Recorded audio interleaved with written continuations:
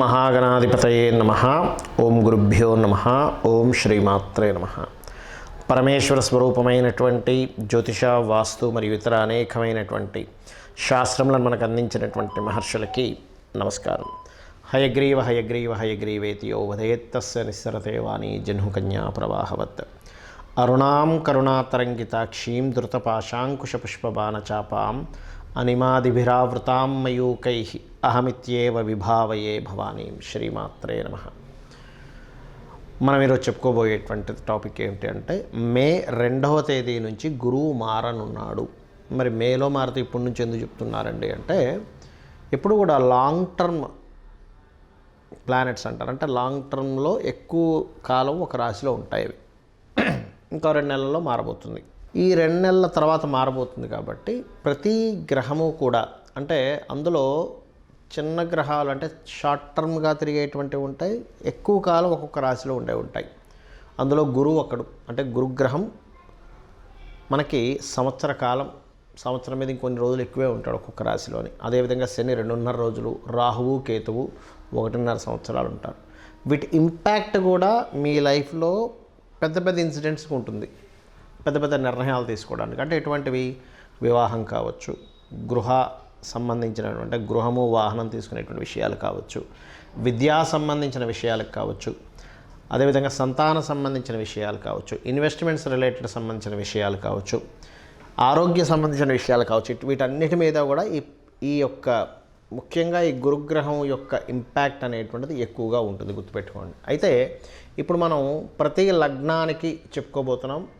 ఈ చెప్పుకోబోయేటువంటి అంశంలో ఒక విషయం మీరు ముఖ్యంగా గుర్తుపెట్టుకోండి. అదేమిటి అంటే, మీకు గనక మీ జన్మజాతకంలో విపరీత రాజయోగాలు, నీచభంగ రాజయోగాలు, మంచి ధనయోగాలు నడుస్తుంటే, ఈ గురువుకు సంబంధించిన దాంట్లో ఏదైనా నేను మీకు చిన్నపాటి మైనస్ ఉన్నట్టుగా చెప్పినట్లయితే కూడా మీరు దాన్ని ఏం పట్టించుకోవాల్సిన అవసరం లేదు, గుర్తుపెట్టుకోండి. ఓకే. కాకపోతే గురువు సంబంధించినవి చెప్పినవన్నీ కూడా పాజిటివ్గానే వస్తాయి ఇక్కడ, అందులో ఎటువంటి సందేహం లేదు. సో మనం ఒక్కొక్క లగ్నరీత్యా, లగ్నం తెలియని వారి రాశి రీత్యా మనం తెలుసుకుందాం. మకర లగ్నము, మకర రాశి. మకరం వారికి గురుగ్రహం ఇచ్చేటువంటి రిజల్ట్స్లో ప్రధానంగా మీకు వ్యాపార లాభాలు ఖచ్చితంగా పెరుగుతాయి. చేసే ప్రతి పనిలోనే లాభం ఉంటుందండి, గుర్తుపెట్టుకోండి. అందులో ముఖ్యంగా భూమూలక లాభాలు కూడా ఇక్కడ గురువు ఇస్తాడు. మరియు ఈ 2వ స్థానంలో ఏలినాడు శని నడుస్తుందండి రాశిరీత్యా చూసుకుంటే. బట్ లగ్నరీత్యా మనం ఎవరు చూసుకోరు. బట్ 2వ స్థానంలో శని భగవానుడు ఉన్నాడు కదా, అంటే కొంచెం మనీ వచ్చే విషయంలో కొంచెం స్లో అవుతుంటుంది అంతే. కాకపోతే ఇక్కడ డబుల్ ట్రాన్సిట్ అంటారు. ఇక్కడ ఎందుకు అంటే, డబుల్ ట్రాన్సిట్ లాభస్థానాన్ని చూస్తుంది. ఎప్పుడైతే డబుల్ ట్రాన్సిట్ జరుగుతుందో ఖచ్చితంగా లాభాలు ఉంటాయి, అందులో ఎటువంటి సందేహం లేదు. మరి జాగ్రత్త ఏమిటి? కొన్ని విషయాలు అంటే ఎలాగా, అనాలోచితంగా చేసేటువంటి పనుల వల్ల కెరియర్ మీద దెబ్బ పడుతుంది. పంచమ స్థానం వ్యయాధిపతి, అంటే 12వ స్థానాధిపతి పంచమంలో ఉన్నాడు. 12 అంటే ఏమిటి? మర్చిపోవడము, వేస్టేజ్ సంబంధించినటువంటివి, అంటే అనవసరమైనటువంటి ఆలోచనలు చేయడం వల్ల మీ వృత్తికి, జాబ్ చేసేవారికి, నేను వ్యాపారం గురించి మాట్లాడట్లేదు, మీ వృత్తికి ఇబ్బంది వస్తుంది అని చెప్తుంది. అంటే ఒక్కోసారి చూడండి, జరిగిపోయిన అంశాన్ని కొంతమంది అదే విధంగా తలుచుకుంటూ చేయాల్సిన పని సరిగ్గా చేయరు, దానివల్ల అవ్వచ్చు. లేదా ప్రేమ వ్యవహారాల వల్ల కూడా మీ యొక్క వృత్తికి ఇబ్బంది ఉంటుంది. అంటే చిన్న ఉదాహరణ చెప్తాను. మొన్న ఒక జాతకుడు, అతనికి ఏదో ఇంటర్వ్యూ ఉంది, ఆ ఇంటర్వ్యూకి వెళ్తే అతను సక్సెస్ కూడా అయిపోతాడు. కానీ అతను ఎవరినైతే ఇష్టపడ్డాడో ఆవిడేదో ఇప్పుడు ఖచ్చితంగా రావాల్సిందే, లేకపోతే నేను చచ్చిపోతానంత ప్రెజర్ పెట్టేసరికి ఇంటర్వ్యూకి వెళ్ళవలసింది కూడా అతను వదిలేసి వెళ్ళిపోయాడు. అతనికి కూడా ప్రేమ వ్యవహారాల మూలంగానే అతని ఉద్యోగ సంబంధించిన విషయంలో ఇబ్బంది అనేటువంటిది ఏర్పడింది. ఆ రోజు అతను వెళ్ళలేదు. దాదాపుగా 6 months వరకు అతనికి ఉద్యోగం రాలే. అంటే ఎక్కడ ప్రయత్నిస్తున్నా అవ్వట్లేదు ఇంకా. దాని తర్వాత అంటే ఏమిటి, పర్టికులర్గా కొన్ని విషయాల్లోకి ఎంటర్ అవ్వకూడదు. కొన్ని మహాదశలు, కొన్ని అంతర్దశలు నడిచేటప్పుడు ఆ రకంగా చూసుకోవాలి. ఇంకోటి ఏంటి, ఈ వీరికి కొంచెం క్రియేటివ్ రిలేటెడ్ సంబంధించినటువంటివి ఏదైనా వృత్తులు చేసేటప్పుడు కొంచెం జాగ్రత్తగా ఉండాలి. ఉద్యోగాలు మార్పులకు సంబంధించిన విషయంలో, ఉద్యోగాలకి వదిలేసే విషయంలో తొందరపాటు పడి వదిలేయడాలు కూడా చేస్తుంటారు తెలియక. బట్ వ్యాపారాల్లో అద్భుతంగా ఉంటుంది, చేసే ప్రతి పని కూడా కొంచెం సక్సెస్ఫుల్గా ఉంటుంది. నిర్ణయం మాత్రం 1-4 సార్లు జాగ్రత్తగా చూసుకొని నిర్ణయం తీసుకోండి. ఇది ముఖ్యంగా గుర్తుపెట్టుకోండి. ఇక మీరు చేయవలసిన దేవతారాధన, ధ్యానంలో కూర్చొని కాస్త గురుగ్రహాన్ని, బృహస్పతి మంత్రం చదువుకోవచ్చు. ఓం బృహస్పతి దేవతాయే నమః అనుకోవచ్చు. లేనట్లయితే జయ గురుదత్త శ్రీ గురుదత్త అనుకోవడము, దిగంబర శ్రీ పాదవల్లభ దిగంబర అనే నామస్మరణ, పసుపు లేదా గంధము మీకు దగ్గరలో ఉన్న ఆలయంలో, శివాలయంలో దానంగా ఇవ్వండి. అన్ని విధాలా బాగుంటుంది. చాలామందికి వాళ్ళ లగ్నము, వాళ్ళ రాశి, వాళ్ళ నక్షత్రం ఏమీ తెలియదు. మరి అలాంటి వారు ఈ గురువు యొక్క మార్పు వలన కలిగే ఫలితాలను ఎలా పొందాలి? గుర్తుపెట్టుకోండి, గురువు ఎప్పుడైతే మారుతుంటాడో రాశిలో పుష్కరాలు వస్తాయి. మీకు పుష్కరాలు ఎక్కడొచ్చాయో ఆ పుష్కరాలకు వెళ్ళి అక్కడ స్నానం చేయడం ద్వారా గురువు ఇచ్చేటువంటి సంపూర్ణమైనటువంటి శుభ ఫలితాలు జరుగుతాయి. ఒకటి గుర్తుపెట్టుకోండి. రెండవది, ఏమండి మాకు గురువు ఈ సంవత్సరం మంచి ఫలితాలు ఇస్తాడా, మంచి ఫలితాలు ఇవ్వడా మాకు అర్థం కావట్లేదు, ఏం చేయాలి అంటే, చాలామందికి కావాల్సిన మంచి ఫలితాలు, అశుభ ఫలితాలు ఎవరికి వద్దు, శుభ ఫలితాలే కావాలని కోరుకుంటారు, కోరుకోవాలి కూడా. అదే అందులో ఎటువంటి తప్పు లేదు. మరి దానికి ఏం చేయాలంటే ఒకటే గుర్తుపెట్టుకోండి. మీకు గనక మీ ఎలా తెలుసుకోవాలి ఈ తేడాని అంటే, గురు నక్షత్రాలు, గురువారాలే ప్రత్యేకంగా మీకు కొంచెం ప్రతిసారి ఏదో ఒక ఇబ్బంది కలుగుతుంది, ఆగుతుంది అంటే మీ జన్మజాతకంలో కానీ గోచారంలో కానీ మీకు డేట్ ఆఫ్ బర్త్ టైము తెలియవు. కాబట్టి గురువు నెగటివ్ ఫలితాలు ఇచ్చే దాంట్లో ఉన్నాడు అని మీరు అర్థం చేసుకోవాలి.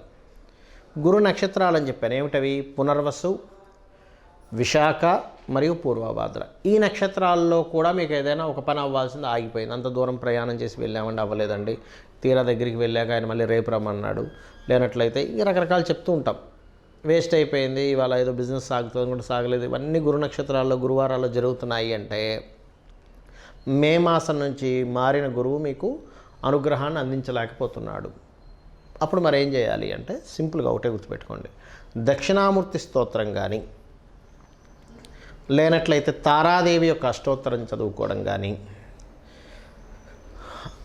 జయ గురుదత్త శ్రీ గురుదత్త అనే నామస్మరణ కానీ, దిగంబర శ్రీ పాదవల్లభ దిగంబర అనేటువంటి నామస్మరణ చేసినా కూడా గురువు యొక్క అనుగ్రహం పరిపూర్ణంగా కలుగుతుంది. లేదండి, మీకు దగ్గరలో మీకు విద్య నేర్పినటువంటి గురువులు ఉంటారు, వాళ్ళకి ఏదైనా వస్త్రదానం ఇచ్చి వాళ్ళకి కాళ్ళకి నమస్కరించుకోవడం, లేదా ఎక్కడో ఉంటానండి, నేను అమెరికాలో ఉంటాను, మా గురువుగారు ఏమో ఇండియాలో ఉంటారు, మాకు తెలియదు అంటే, మాకు తెలియదు అంటే ఇన్ సెన్స్ మేము కలవలేము పరిస్థితి, ఆయన ఎక్కడున్నాడో కూడా తెలియదు. ఇప్పుడు ఒకప్పుడు మాకు నేర్పించారు కానీ ఇప్పుడు ఆయన ఎక్కడున్నాడో ఆయన డేటా, ఆయన ఫోన్ నెంబర్ కానీ ఆయన విషయాలు మాకు తెలియకుండా అయిపోయాయి అనుకుంటే, కనీసం అతను స్మరించుకొని అతని పాదాలకు నమస్కరించుకున్నా కూడా గురువు యొక్క అనుగ్రహం పెరుగుతుంది. ఇది గుర్తుపెట్టుకోండి. అదేవిధంగా గురువారాలు మీకు ఎఫెక్ట్ ఎక్కువగా వస్తుందంటే, గురువారాలు ఉపవాసం ఉండండి, గురువారాలు దానం చేయండి. ఎటువంటి దానాలు ఇవ్వాలి? శనగలు, పసుపు రంగు వస్త్రము దానంగా ఇవ్వండి.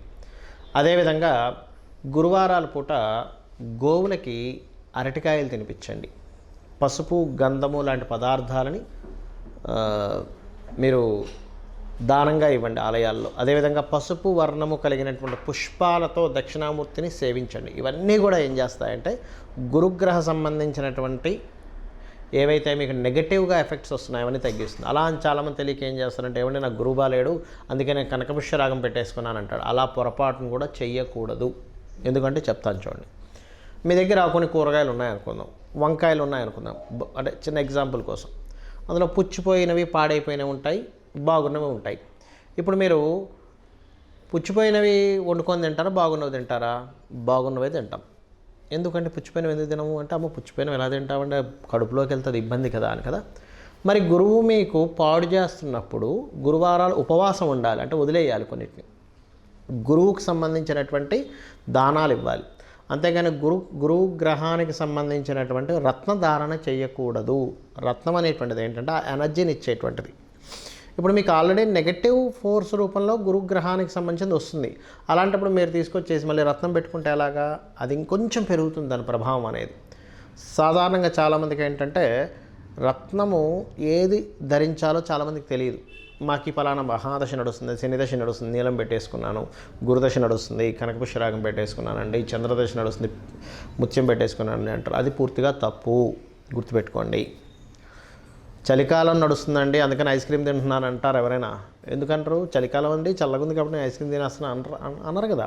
ఎందుకంటారు అంటే మీకు ఏది యోగ్యవంతంగా ఉంది, మీ ప్లానెట్స్లో ఏది యోగ్యవంతంగా ఉంది దానికి సంబంధించిన రత్నం పెట్టుకోవాలి. కొంతమందికి దురదృష్టవశాత్తు ఏ ప్లానెట్ యోగ్యవంతంగా ఉండదు. చాలా రేర్ కేసెస్, కోర్టులో ఒకటి ఉంటుంది. వాళ్ళు రత్నం అసలు పెట్టుకోకూడదు, గుర్తుపెట్టుకోండి. అలాంటి వాళ్ళు మీకు యోగ్యవంతంగా ఉండేటువంటి గ్రహం ఏదైతే ఉందో, ఇప్పుడు నడుస్తున్న మహాదశ ఏదైతే ఉందో తత్సంబంధించినటువంటి రూపు ఉన్నటువంటిది వేసుకోండి మెడలో. లేదా రుద్రాక్ష వేసుకోండి. రుద్రాక్షకి నో సైడ్ ఎఫెక్ట్స్. ఆ రుద్రాక్షలో కూడా కెరీర్ కోసం దశముఖి వేసుకోండి. వ్యాపార లాభం కోసం 11 ముఖి వేసుకోండి.